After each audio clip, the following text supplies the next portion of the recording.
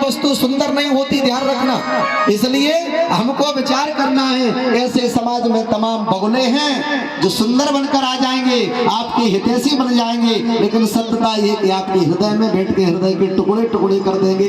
ऐसे समाज के बगुलों से सावधान रहना है ना। इससे कौआ ठीक है। संत भी कहते हैं कि मन में लो तन उजरो और बगुला जैसी दे, और जैसे तो कौआ भलो भीतर बाहर एक।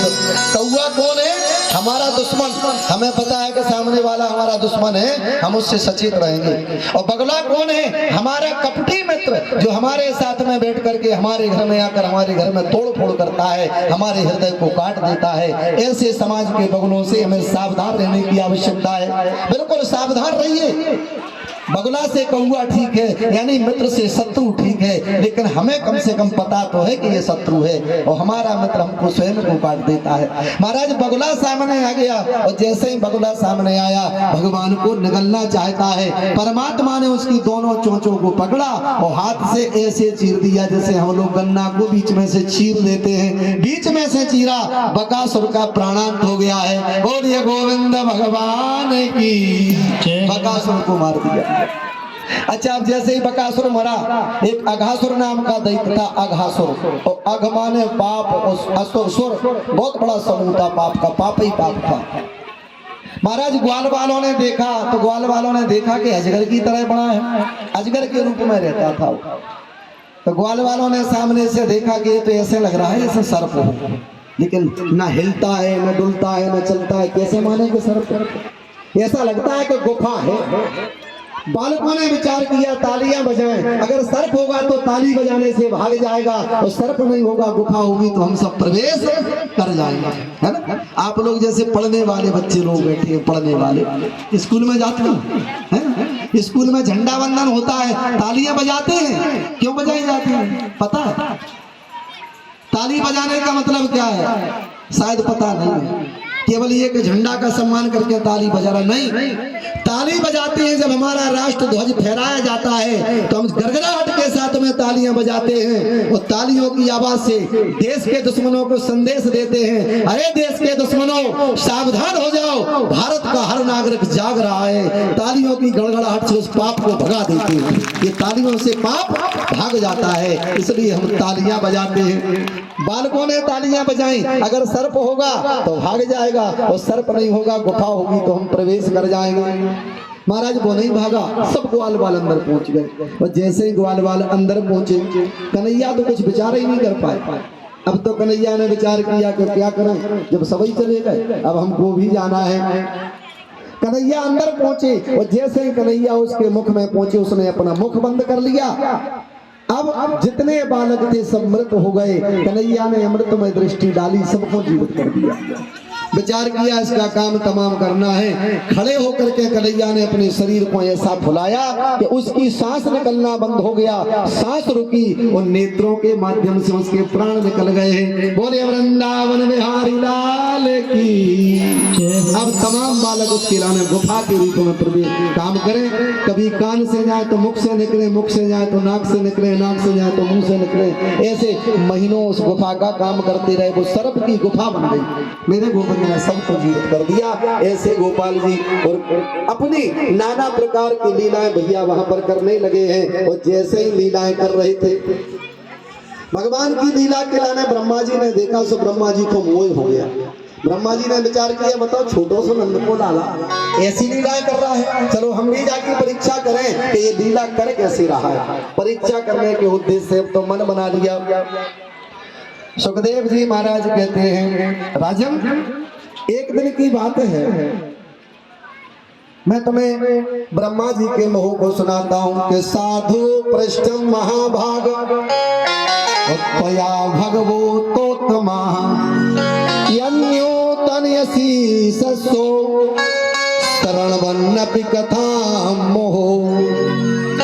राजन तुम धन्य हो, तुम परमात्मा की कथा को सुनने के लाने निरंतर प्रश्न कर रहे हो, तुम धन्य हो। अब मैं तुम्हें बताता हूं कि एक बार ब्रह्मा जी स्वयं मोहित हो गए भगवान ब्रह्मा भगवान मोहित हो गए भगवान की लीला को देख करके। तो बोले महाराज कैसे मोहित हुए बताएं। तो लीला देख रहे थे। एक दिन कन्हैया ने विचार किया, सब ग्वालों के साथ गाय लेके आ गए।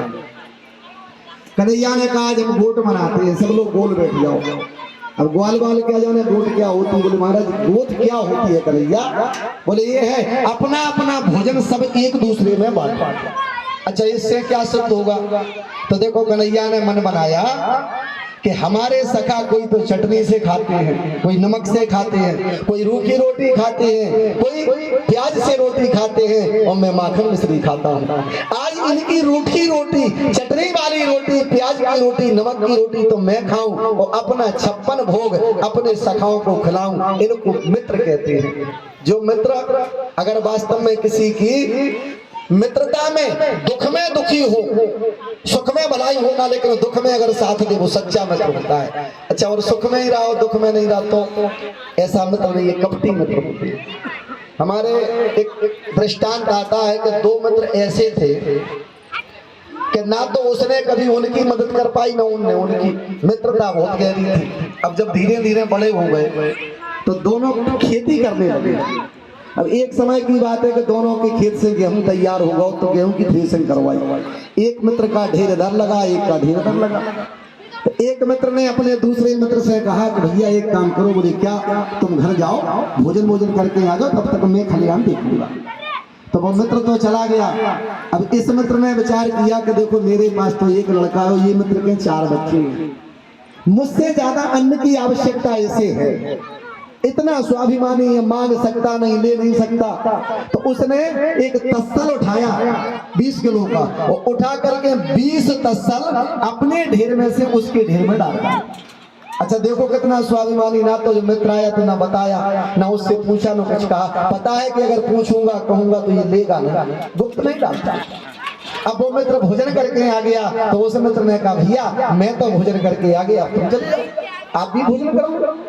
ठीक वो भोजन के लाने चले गए। अब इस मित्र ने विचार किया कि मेरे भलाई 4 बच्चे हैं, लेकिन मेरे बच्चे छोटे छोटे और इसका एक बेटा एक बेटी है, कॉलेज में पढ़ने जाते हैं, इसको खर्च ज्यादा लगता है, इतना स्वाभिमानी है, मांगेगा नहीं। उसने कहा क्या करें। बोले गुप्त में मदद कर दो। उठा करके वो तस्सल 25 तस्सल उसने अपने में से भर के उसके ढेर में डाल दिए। अब बताओ किसने किसका दिया। ना उसका लगा ना उसका लगा, लेकिन भाव देखो मित्रता का। इसी मित्र कहती है जो दुख में दुखी हो। ऐसे मित्र नहीं कि दुख में भाग जाएं और सुख में आ जाएं। ऐसे मित्र तो भैया कपटी मित्र है। ध्यान रखना ऐसे मित्रों से जीवन बर्बाद हो जाता है। चाहे बेटा हो चाहे बेटियां हो, मित्र चुनो। मित्र ऐसा चाहिए जो तुम्हारा नाम रोशन कर सके। ऐसे मित्र ना हो कि तुमको स्वयं को कलंकित कर देवे। कोई भी ऐसा मित्र जीवन में मत चयन करना। संस्कारवान आचरणवान मित्र रखो। बिल्कुल चरित्रहीन मित्र के तो पास में मत जाओ। जो चरित्रवान मित्र होगा उससे आपकी इज्जत होगी और चरित्रहीन मित्र होगा तो आपकी इज्जत बिल्कुल कलंकित हो जाएगी। इसलिए मित्र का चयन करो। मित्र अच्छा होना चाहिए, चरित्रवान। महाराज सभी के लाने अब अपनो अपनो प्रसाद बांटो और ऐसा दुर्भाग्य पड़ो गाय बछड़ा सब वहां से चले गए। और जैसे ही गाय बछड़ा गए तो ग्वालों ने कहा कि कन्हैया गाय बछड़ा तो चले गए। बोले तुम भोजन करो मैं लाता हूँ। कन्हैया लेने के लाने गए। ब्रह्मा जी ने गाय बछड़ाओं का हरण करके एक गुफा में बंद कर दिया। तो जैसे ही गुफा में बंद करो भैया अब तो कन्हैया को गाय बछड़ा नहीं मिले। ध्यान करके देखा कन्हैया ने, सब लीला सामने आ गई। तो जितने गाय बछड़ा थे कन्हैया स्वयं गाय बछड़ा बन गए। जैसा जिसका रंग था कन्हैया ने वैसो रंग बना लिया। जैसे सींग थे वैसे बन गए, जैसी पूंछ थी वैसी पूंछ हो गई, जैसी रस्सी गले में थी वैसी रस्सी पड़ गई। लौट के कन्हैया गाय बछड़ा लेके आए तो यहाँ देखा कि ग्वालों का भी हरण कर दिया। ग्वाल भी ले गए। अब जब ग्वाल चले गए तो भैया अब तो कन्हैया ने जितने समझ करके और जितने ग्वाल थे कन्हैया उतने ग्वाल बन गए। जैसे जिसके वस्त्र हैं वैसे वस्त्र पहन लिए, जैसे जिसके स्वरूप है वैसे स्वरूप बना दिया। वो 1 वर्ष तक ये लीला चलती रही। 1 वर्ष तक। एक दिन दाऊ के साथ में गाय चराने खिलाने कन्हैया आ रहे थे और ब्रह्मा जी ने सब लीला खिलाने देख लो कि जो गाय बछड़ा हमारी कैद में है और वही गाय बछड़ा कन्हैया के पास है। अरे ये तो सर्वांतर्यामी है। भैया गाय बछड़ा ग्वाल छोड़ दिए। तो दाऊ ने देखे जे गाय बछड़ा ग्वाल हमारे पास कोई सामने, कन्हैया से कहा कि कन्हैया लीला क्या है ये? तो कन्हैया ने कहा दाऊ, ब्रह्मा जी ने सबका हरण कर लिया था, मैं स्वयं गाय बछड़ा और ग्वाल बन गया हूँ, लीला समेट ली। अंत में ब्रह्मा जी ने विचार किया कि अब क्या करें, इनके पास में जाकर के क्षमा याचना करें, गलती मनाएं, हमने अपराध किया है। महाराज सीधे जाकर के अब तो ब्रह्मा जी और भगवान कन्हैया के लाने एकांत में देखो, ब्रह्मा और ब्रह्म पत्नी दोनों ही आ गए और भगवान की आराधना करने लगे हैं। नाना प्रकार से आराधना करी, भगवान से कहने लगे प्रभु सारे संसार को आपने तारा है, हमारा भी उद्धार कर दे। ब्रह्मा जी कहने लगे हैं कि तारा है सारा जमाना, और तारा है सारा जमाना, श्याम हमको भी तारो सारा जमाना, श्याम हमको भी तारो, तारा है सारा जमाना, श्याम हमको भी तारो, तारा है सारा जमाना, श्याम हमको भी तारो, हमको भी तारो श्याम इनको भी तारो, हमको भी तारो श्याम इनको भी तारो, तारा है सारा जमाना, श्याम हमको भी तारो, तारा है सारा जमाना,